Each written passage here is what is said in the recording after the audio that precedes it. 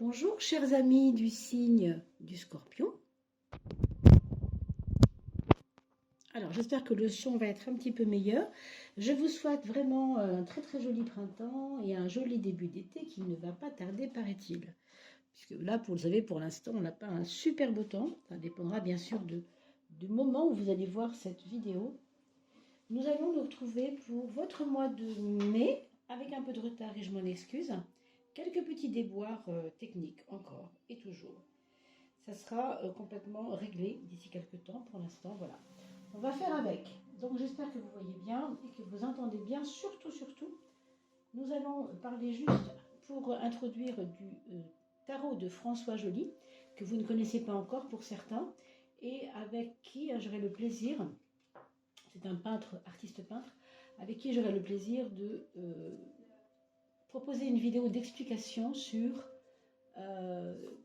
ce qu'il a voulu faire en peignant bien sûr ses peintures et surtout ce qu'il a voulu dire aussi en prenant certains détails de ses peintures pour en faire un oracle.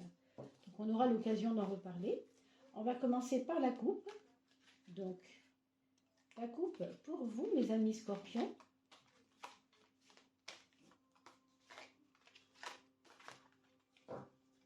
Alors on va donc regarder ensemble le gardien à gauche et la porte des élémentaux à droite. Donc protection, un paramètre à prendre en compte, ça veut dire qu'il y aura quelque chose dont il faudra vous protéger et une surveillance aussi à avoir. On voit des œufs, vous voyez, qui sont sous la protection d'un gardien.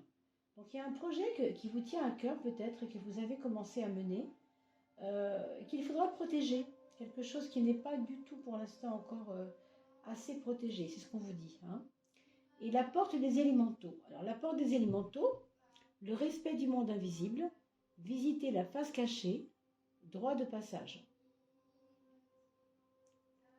Alors le droit de passage, c'est vraiment surveiller encore, il y a encore des surveillances à faire. Le monde invisible, pourquoi? Parce que ça va nous parler de quelque chose qui est intérieur à vous, qui n'est pas forcément visible par vous-même.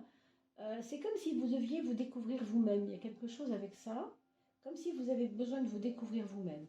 Alors ces deux arcanes-là, on va les laisser ici, ces deux cartes ici, et on va les réserver pour tout à l'heure. Nous allons maintenant poser... Alors, donc les 12 maisons astrologiques qu'on va voir ensemble, donc les 12 maisons représentent un domaine de vie, c'est pour ça qu'on appelle ça des maisons d'ailleurs, un domaine. La maison 1, pour commencer.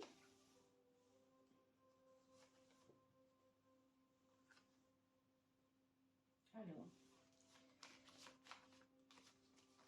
pour vous mes amis scorpions, comment on navigue dans ce mois de mai, hein? Même si je le vois, il a bien commencé, et puis c'est pas grave non plus. Vous aurez bien sûr la coupe de fin de mois. Je pense que je suis obligée à partir du mois prochain, d'orienter les choses autrement, c'est-à-dire de faire des tirages peut-être sur 2 mois à la place d'un, parce que j'ai eu beaucoup de mal à me remettre dedans suite aux ennuis techniques. Donc on va plutôt faire comme ça pour les prochains mois. Hein. Voilà, donc ça vient tout seul. Alors ceux-là on va les mettre ensemble, c'est la maison 12, il y a 2 freins. Hein, il n'y en a pas un, il y en a 2. On va regarder ensemble, voilà, on vous parle de détachement, on vous parle d'un sujet qui vous tient tellement trop à cœur que ça en est obsessionnel. Hein. Donc on vous dit clairement, vous devez prendre du recul sur quelque chose. Prendre du recul, ça veut dire vous mettre à l'écart par rapport à une chose qui vous met en tension. Ça vous mettrait trop en tension. On dirait qu'il y a une attache à quelque chose, une attache qui vous prend trop, ça vous travaille trop et on vous dit clairement, mets-toi au vert, prends un peu de recul, quand tu as un petit peu de temps, promène-toi à la campagne, vous voyez la marche, ici on voit la marche, promenez-vous, allez chercher un copain, une copine, et puis promenez-vous à la campagne, faites quelque chose pour sortir de ce automatisme, de cet automatisme mental peut-être aussi. On va voir tout de suite les deux freins. Elles sont venues ensemble ces deux cartes. Hein. Ouais. Alors ici, il y a une espèce de toute puissance. Comment je pourrais vous dire ça? Comme si vous vouliez tout contrôler sur quelque chose dans votre vie. Ça peut être amoureux, ça peut être sur le plan des finances, ça peut être au travail. Il y a comme un contrôle, un contrôle, un contrôle. Un contrôle, mais là, on vous demande de lâcher et de faire confiance aux épreuves finalement, c'est ça. Ou bien vous faites confiance aux épreuves et vous acceptez de ne pas contrôler, ou alors vous contrôlez et vous n'acceptez pas les épreuves. Vous voyez ce que je veux dire? C'est un peu comme ça que ça se présente là. C'est un frein pour vous, ce que je vous dis là. Hein. C'est vraiment votre frein.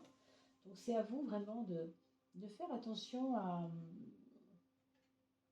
pas trop vouloir contrôler, à pas trop vouloir dominer les choses et à vous relâcher, à vous relaxer. À dire, bon, la vie est là, je dois lui faire confiance. La roue tourne, vous savez, c'est ça cette carte. Hein. C'est la roue qui tourne. Donc votre puissance à vous, elle a une certaine importance dans certains domaines, mais pas tout le temps. Et là, je pense que c'est ça qu'on vous dit.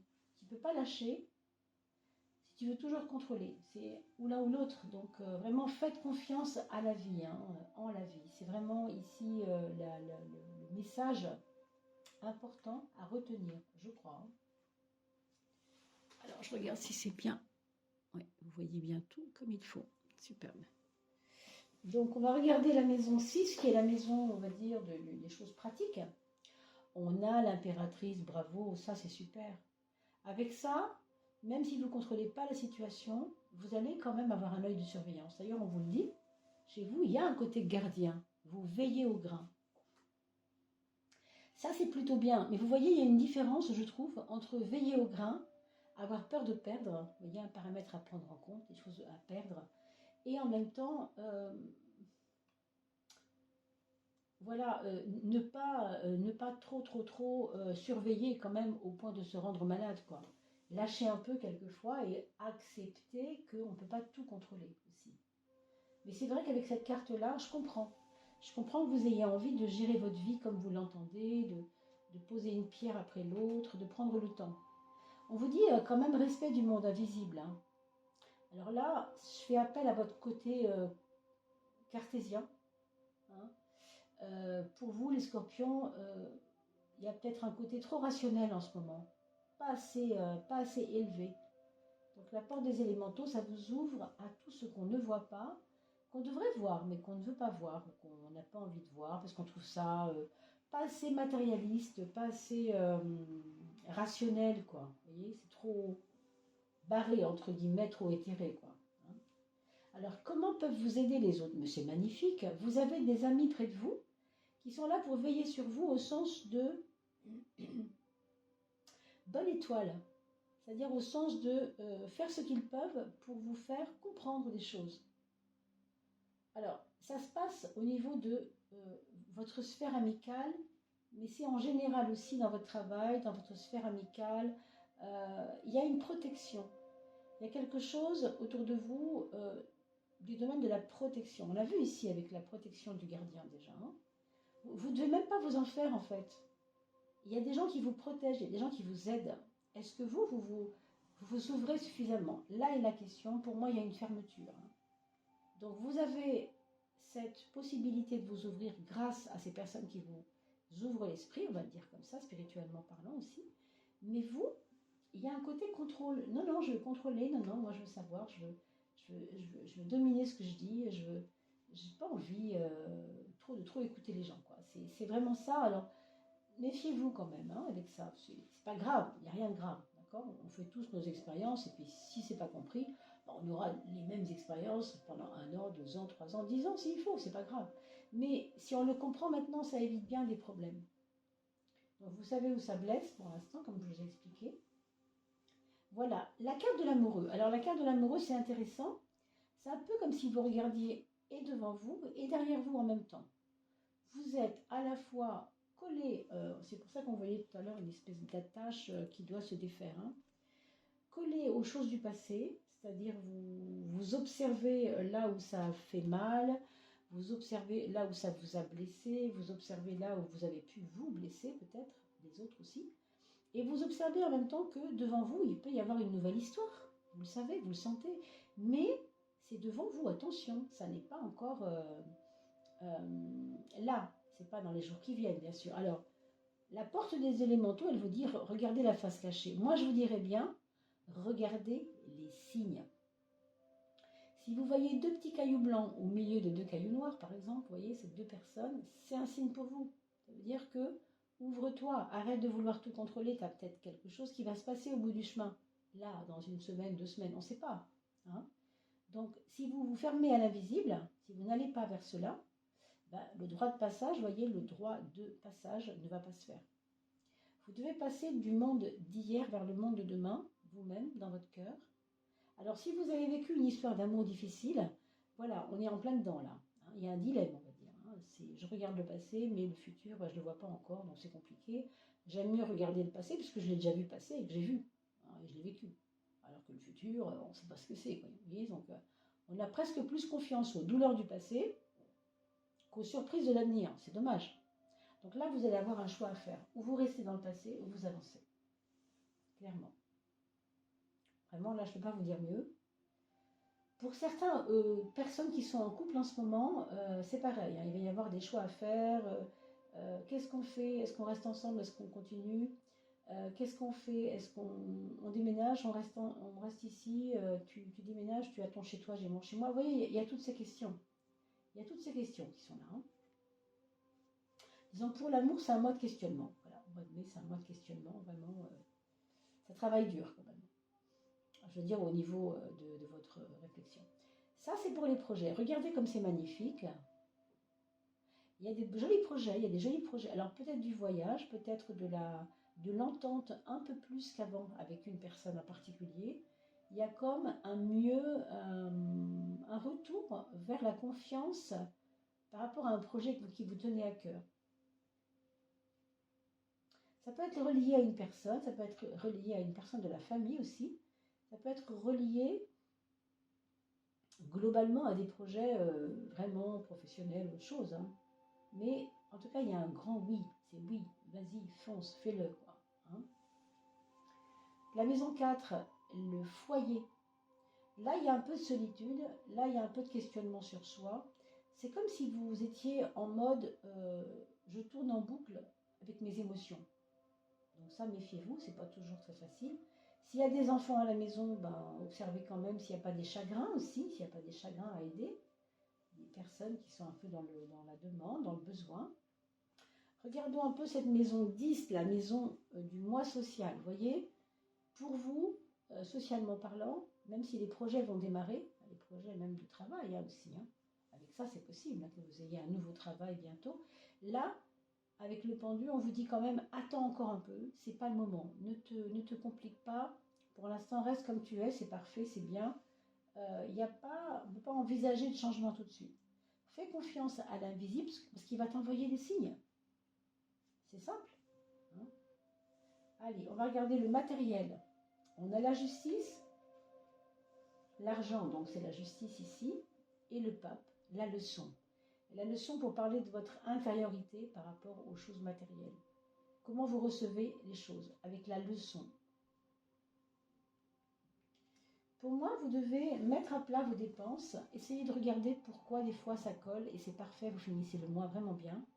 Puis il y a d'autres fois où c'est plus compliqué parce qu'il y a peut-être des... C'est pas égal. C'est pas votre façon d'appréhender l'argent, hein, en tout cas au mois de mai, c'est pas égal, c'est jamais très clair. C'est où je fais beaucoup de frais et d'un coup j'en fais plus pendant 6 mois. Et on vous demande d'équilibrer ça, de faire attention à votre petite boussole matérielle interne, d'accord? Il y a une leçon à tirer, il y a une maturité, vous devez grandir là-dedans, dans le côté matériel.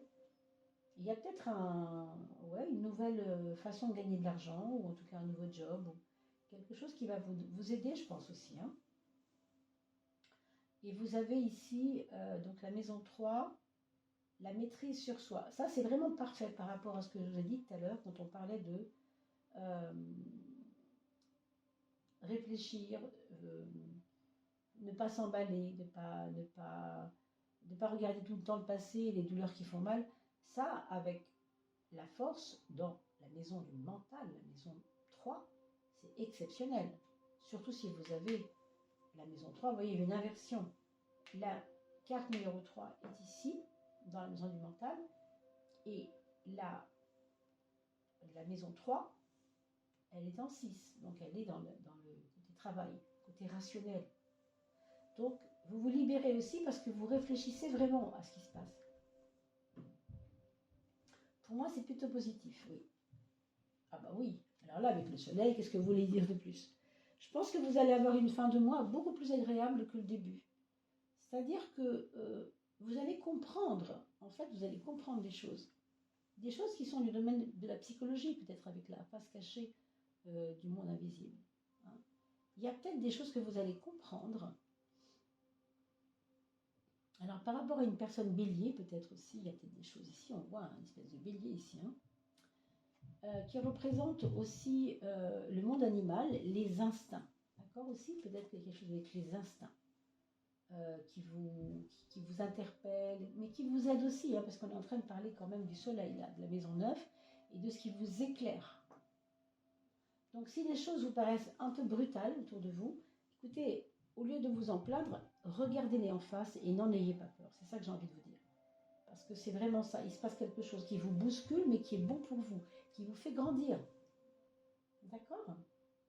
Voilà ce qu'on peut dire. On va regarder la carte, la fameuse carte, vous savez, qu'on trouve à la fin, tout à la fin, la carte de synthèse. Et on va voir ou bien ce que je dois dépasser, ou bien ce qui symbolise mon mois de mai, enfin voilà. Le règne végétal. Alors je vous le redis encore, on a quand même eu les élémentaux tout à l'heure. Promenade ressourçante en forêt. Nourriture végétale. Il faut manger moins de viande, mes amis scorpions. Pendant une semaine, 2 semaines si vous pouvez. Herboristerie, fruits, offrandes de la nature. Donc c'est tout bête ce que je vais vous dire, mais j'ai fait l'expérience moi-même. Hein. Vous pouvez, quand vous vous promenez, prendre des petites tomates cerises dans votre poche, hein, si elles sont bien fermes, ou même des petits bouts de, je ne sais pas, ça pourrait être des amandes ou autre chose, et de temps en temps, vous donnez une amande ou une petite tomate cerise dans le creux d'un arbre. Vous lui demandez de l'aide à cet arbre et vous mettez une petite offrande dans cet arbre. Et je vous assure qu'il peut se passer des miracles. Regardez comme cette carte est magnifique. Cette carte est magnifique, oui, elle est comme une offrande elle-même d'ailleurs. Je trouve qu'elle est comme un cadeau. On voit bien qu'il y a un petit passage. Et tout à l'heure, on a bien parlé du passage, hein, rappelez-vous. Droit de passage. Le voilà, votre droit de passage. La nature vous attend et vous envoie, va vous envoyer, je pense, des cadeaux, mes amis scorpions.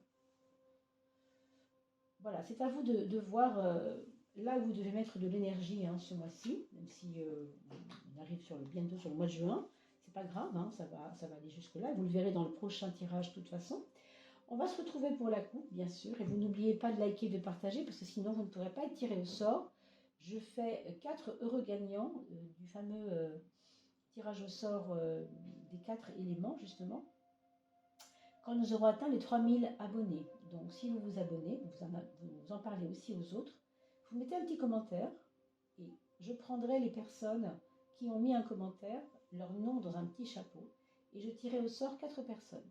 Donc vous pourriez être tout à fait parmi les signes d'eau. Voilà.